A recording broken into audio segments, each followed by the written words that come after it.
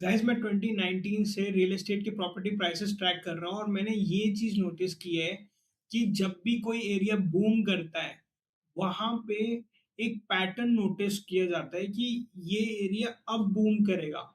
और वो पैटर्न मैंने समझ लिया है।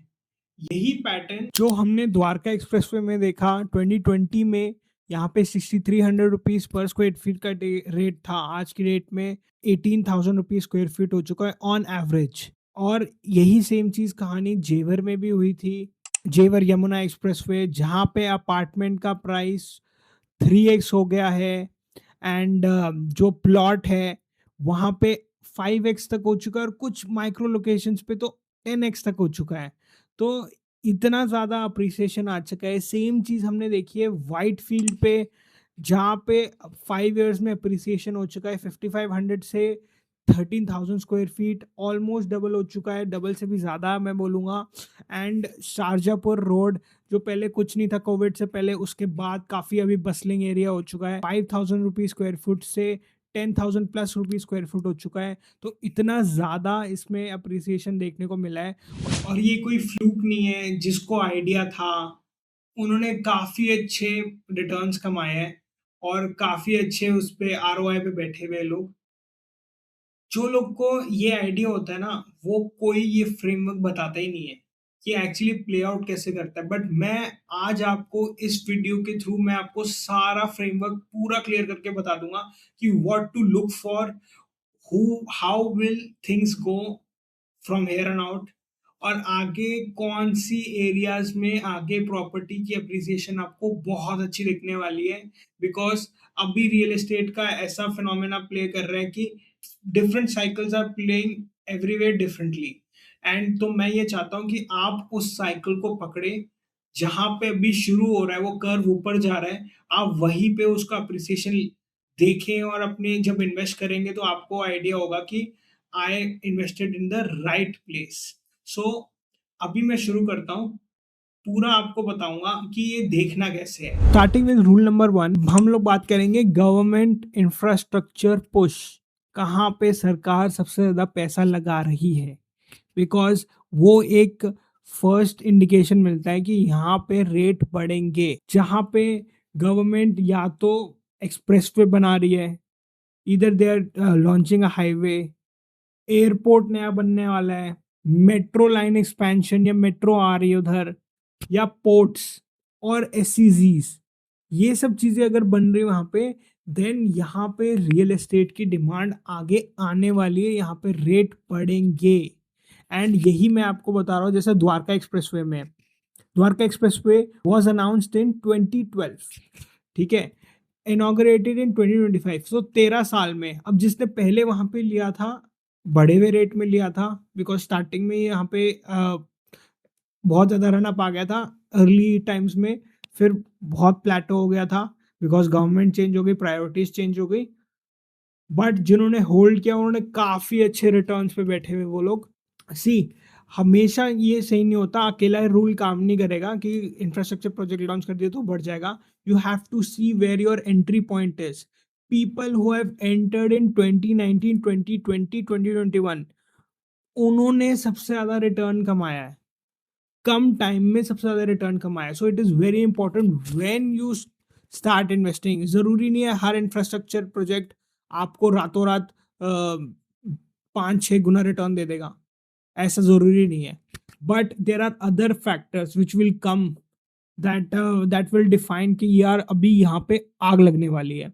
ठीक है, तो पहले हमने गवर्नमेंट इंफ्रास्ट्रक्चर पे पूरा बता दिया है।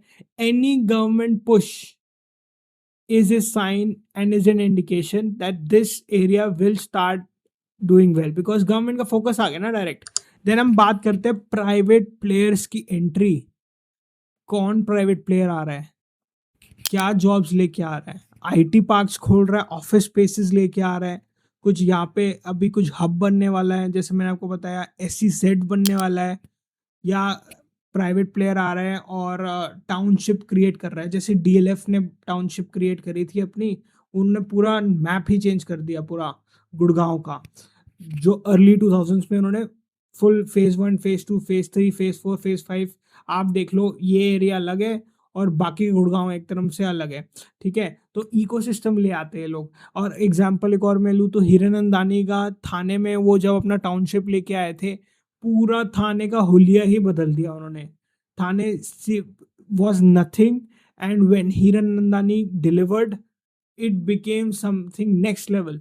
सो देखो कौन आ रहा है, क्या टाउनशिप लेके आ रहा है ये, बिकॉज टाउनशिप के साथ ना वो लोग कमर्शियल एक्टिविटी भी साथ में लेके आते हैं उसके। और एंड आप देखो कि प्राइवेट प्लेयर्स और कौन से इन्वेस्ट कर रहे हैं यहाँ पे, यहाँ जीसीसी आ रहे हैं, जैसे अभी इस टाइम पे जीसीसी का बूम चल रहा है इंडिया में।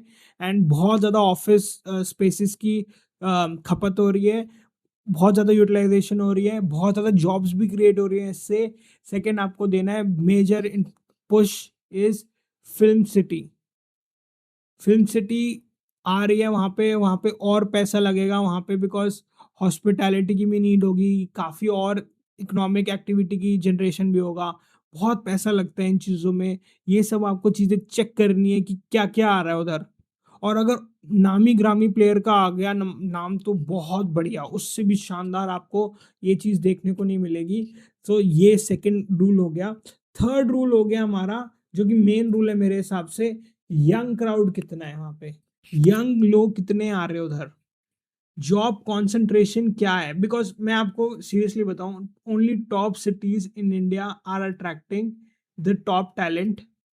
Only top cities have the highest capacity to generate money and have the economic activity, कि यहीं पे ही पैसा भी लग रहा है, हर सबका पैसा यहीं पे लग रहा है, और सारे जॉब्स भी इधर ही हैं। टॉप सिटीज में आप ये देखोगे प्रॉब्लम अनएम्प्लॉयमेंट की नहीं है, बाकी रेस्ट ऑफ इंडिया में अनएम्प्लॉयमेंट की प्रॉब्लम है, पर टॉप सिटीज में नहीं है।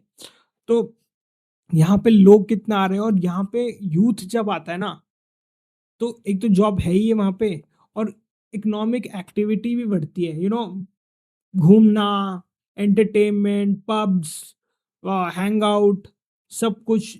ये सब चीजें डिटरमाइन करती है कि प्रॉपर्टी का अप्रिसिएशन कितना जाएगा। वहाँ का जो एस्पिरेशन जो है ना, वो डिफाइन करेगा कि सिटी कितना ग्रो करेगा और कितने रेट ऊपर जाएंगे वहाँ पे।